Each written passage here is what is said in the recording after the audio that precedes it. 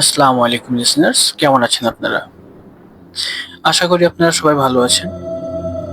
আমি তুষার, আপনাদেরকে স্বাগতম জানাচ্ছি আমাদের YouTube channel the horror universe by তুষারে। আমাদের চ্যানেলটি মূলত সত্য জিনের ঘটনা, মানে পারিপার্শ্বিক যে ভৌতিক কাহিনী সেগুলো শেয়ার করে, সাথে বিভিন্ন অঞ্চলে প্রচলিত মিথ বা কল্পকাহিনীগুলো শেয়ার করার চেষ্টা করি। আপনারা যদি আমাদেরকে ঘটনা না শেয়ার করেন, আমরা ঠিক সেভাবে ঘটনা প্রচার করতে পারবো না। আমরা তো আর বানিয়ে ঘটনা প্রচার করতে পারবো না। আমরা চেষ্টা করি সত্য ঘটনাগুলো তুলে ধরার। আমাদের কিছু ঘনিষ্ঠ মিত্র আছে, তাদের মাধ্যমে ঘটনাগুলো শেয়ার করি আমি। তাছাড়া কিছু কিছু লোক আমাদের কাছে ঘটনা পাঠায়, সবগুলো শেয়ার করার মতো হয় না বলে শেয়ার করা হয় না। আমি আশা করব আপনারা আমাদেরকে ঘটনা দিয়ে সহায়তা করবেন এবং আমাদের যাত্রাকে আরো দীর্ঘায়িত করতে সচেষ্ট থাকবেন। আজকে আমি যে ঘটনাটা আপনাদের সাথে শেয়ার করব, ঘটনাটি সাইফুল ইসলাম ভাইয়ের। ঘটনাটা মূলত ভাইয়ের সঙ্গে ঘটেছিল ওনার দাদার বাসাতে। ঘটনার সময়কাল ছিল শীতকাল, হাড় কাঁপানো ঠান্ডা অনুভূত, মানে ঠান্ডা শীত, ডিসেম্বরের দিকে। সাইফুল ইসলাম ভাইয়ের সাথে ঘটনাটি ঘটে সাইফুল ইসলাম ভাইয়ের দাদার বাড়ি গ্রামের অঞ্চলে। গ্রামের নাম মাধবপুর। এই গ্রামটি মূল শহর থেকে প্রায় 10-12 কিলোমিটার ভিতরে। যাতায়াত ব্যবস্থা ভালো, কিন্তু একটু ভিতরে।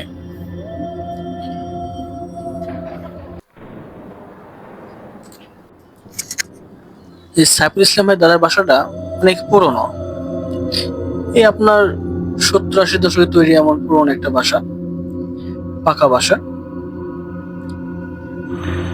এই বাড়িটিতে ঘটনা শুরু হয় তখন, যখন এই সাইফুল ইসলাম ভাইয়ের খালাতো বোন 3 বছর বয়সে অস্বাভাবিকভাবে মৃত্যুবরণ করে। অস্বাভাবিক বলতে ফুলই অস্বাভাবিক। এই বাচ্চাটা মারা যায়, কি বলবো, এতটা ভয়ানক ভাবে এই বাচ্চাটি মারা যায়। হঠাৎ করে একদিন রাতে 12টার দিকে, বাচ্চাটা মায়ের সঙ্গে ঘুমাইছিল। 12টার দিকে বাচ্চাটা আর পাওয়া যাচ্ছিল না। অনেক খোঁজাখুঁজি করার পরে তারপরের দিন সকালে বাচ্চাটি ছাদের উপরে মাথাবিহীন অবস্থায় পাওয়া যায়। মাথাটা টেনে ছিঁড়ে ফেলেছে, এতটা ভয়াবহ অবস্থা। আর প্রত্যেকটা দেহের প্রত্যেকটা অঙ্গ, হাত পা সব ভাঙা, খুবই বীভৎস অবস্থায় ছিল।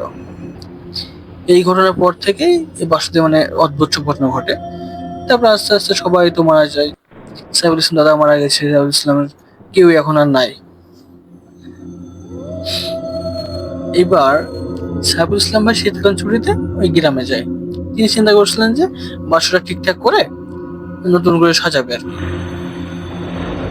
এবং সেই উদ্দেশ্য নিয়ে গ্রামে গেছে। গ্রামে বেশ কিছু ছিল, এই কয়েকদিনের জন্য ওখানে কাজ শুরু করবে পরিকল্পনা করে ওখানে যায়। বাড়ির আশেপাশে কিছু লোকের সঙ্গে পরিচয় হয়, কথা বলে। তা সাইফুল ইসলামকে বারবার সাবধান করে এই বিষয়ে যে তুমি যে এটা করতে চাচ্ছ না করাটা ভালো হবে, এর থেকে তুমি দূরে থাকো। কারণ হচ্ছে দুঃখিত, কারণ হচ্ছে এই বাড়িতে রাত হলে আর যেসব কাহিনী শোনা যায়, কেউ সাহস পায় না বাসার আশেপাশে আসার। কিন্তু সাইফুল ইসলাম ভাই এই কথা কোনো ভ্রুক্ষেপ করে না। একদম চিন্তা করছে গ্রামের লোক হয়তো কুসংস্কারে বিশ্বাসী, এসব আমি কুসংস্কার বিশ্বাস করি না। সাইফুল ইসলাম ভাই যথারীতি ওই বাসাতে প্রথম 2 দিন ছিল, কোনো রকম সমস্যা হয়নি, একদম পুরো স্বাভাবিকভাবে ছিল।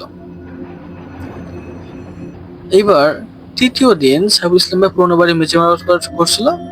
স্ত্রী এসে দেয়ালে নতুন রং করবে, সব ঠিকঠাক করছিল। আস্তে আস্তে দিন ভালোই যাচ্ছে, সমস্যা নেই।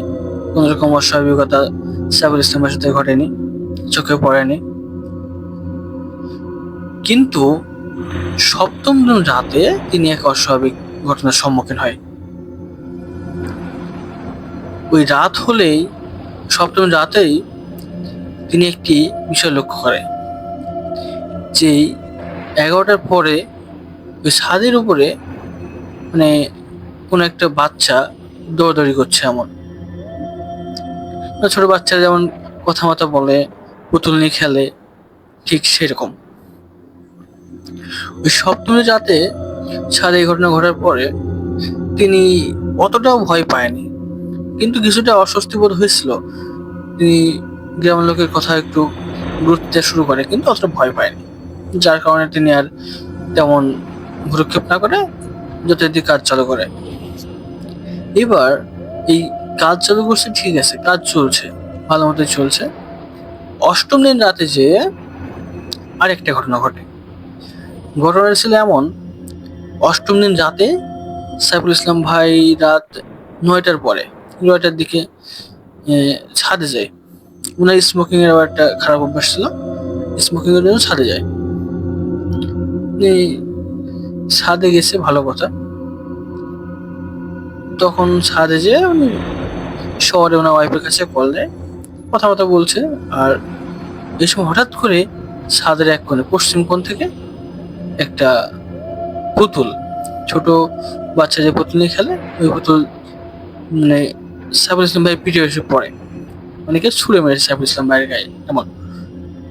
এবার সাইফুল ইসলাম ভাই ওটা দেখে বেশ আতঙ্কিত হয়ে যায়, চিল্লায় ওঠে, চিৎকার দিয়ে ওঠে যে কি হলো বিষয়টা, এত রাতে আশেপাশে কেউ নাই, হঠাৎ পুতুল কোথা থেকে আসলো। সাইফুল ইসলাম ভাই এই পুতুলের পরিপ্রেক্ষিতে এতটাই আতঙ্কিত হয়েছিল যে পালাই আসবে, ঠিক তখনই লক্ষ্য করে ওই পুতুল যে বাচ্চা, মানে 3 বছর বাচ্চা বয়সে বললাম না, ওই 3 বছর বয়সে একটা বাচ্চার মতো বাচ্চা সিঁড়ি ঘর দিয়ে উঠে আসছে উপরে। চিন্তা করুন আপনি একবার, আপনি সিঁড়ি ঘরের নিচে নামবেন, কিন্তু দেখছেন কি বাসায় আসলে কেউ নাই, কিন্তু বাচ্চারা 3তলা উঠে আসছে, সরি ছাদে উঠে আসছে, 3 বছর বয়সে একটা বাচ্চা। এইটা দেখার পরে সাইফুল ইসলামের ভাই তো একদম জানে পারে নাই, শুকাই গেছে ভয়ে, কি দেখছে মেয়েটা। সাইফুল ইসলাম ভাই ওই ঘটনা দেখার পর চিৎকার দিয়ে শুরু করে। বাসার আশেপাশে যে লোকজন ছিল ওরা ছুটে এসে দেখে সাইফুল ইসলাম ভাই এমন চিল্লাচিল্লি করছে। এবার আশেপাশের লোকজন ওনাকে শান্ত করার চেষ্টা করে এবং তারা সাইফুল ইসলাম ভাইকে যুক্তি দেয় যে তুমি আসলে যা করছো এটা ঠিক না, তুমি যত দ্রুত সম্ভব এখানে চলে যাও, বাসায় কাজ করানোর প্রয়োজন নাই। সাইফুল ইসলাম নাসর বান্ধে, না আমি যাবো না, আমার দাদার বাসা, আমার বাসা, আমি কি জন্য যাবো, দরকার আমি দেখে নেবো ওকে, এমন বলছে কি হচ্ছে না আমি দেখবো। সাইফুল ইসলাম ভাই এই নিয়ে ওনার বাড়ির পাশে মসজিদ, পাশে বলতে ওনার বাসা থেকে আর 4 ঘর দূরে, 4টা বাড়ি পার হয়েছে এলাকার মসজিদ। ওই মসজিদের ইমাম সাহেবের সঙ্গে কথা বলে বিষয় নিয়ে। ইমাম সাহেব বলে হয়তো বা ওই ছোট বাচ্চার কার ইঞ্জিন এখন ওই বাসাতে থাকে, অস্বাভাবিকভাবে মৃত্যুবরণ করার কারণে হয়তো বাচ্চার ওখানে থাকে, আপনি কাজ করুন, ওটা কাজ না করলে ভালো হয়, আপনি বেকার ঝামেলা না জড়িয়ে আপনি কাজটা ভুলে যান, এই বিষয়ে বলে যান, আপনার তো সবার সবকিছু আছে, আপনি ওখানে সেটেল হয়ে গেছেন, ওখানে থাকেন। সাইফুল ইসলাম চিন্তা করে হয়তো বা গ্রামের লোকজন তাকে ভুলভাল বুঝে ওই বাসাটা হাতে এনে চিন্তা করছে, তাই এমন ভয় দেখানোর চিন্তা, ভয় দেখাচ্ছে আর কি। রাত প্রায় 1টা, সাইফুল কাজ শেষ করে খুব ক্লান্ত ঘুমিয়ে পড়েছে। হ্যাঁ, হঠাৎ তার ঘুম ভেঙে যায়, চারিদিকে অদ্ভুত নীরবতা, নিস্তব্ধ। রাত 1টা বাজে তখন, কোনো একটা বাতাস শব্দ নয়, শুধু একটা কাপা কাপা শব্দ ভেসে আসছিল। সে কিছুক্ষণ বিছানায় শুয়ে শুনলো বিষয়টা আসলে কি। মেঝের নিচ থেকে খসখস শব্দ আসছে, যেন মাটির নিচে কেউ হাঁটছে। প্রথমে ভাবলো, সাইফুল ইসলামের প্রথম চিন্তা করেছে হয়তো ইঁদুর, কিন্তু শব্দটা ক্রমশ জোর হতে লাগলো। সে টর্চ হাতে নিয়ে শব্দের উৎস খুঁজতে বার হলো। মেঝের এক কোণে মাটি কাঁপতে শুরু করেছে, এমন খসখস খসখস কিছু একটা ভেতর থেকে বেরিয়ে আসছে। সাইফুল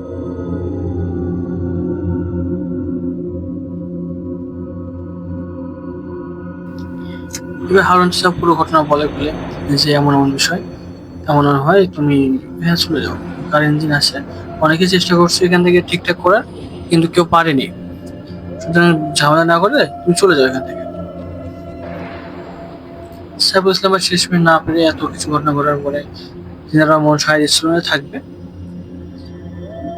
এই সব ঘটনা ঘটার পরে তার 2 দিন পর সাইফুল ইসলাম ভাই সে বাসা থেকে চলে আসে।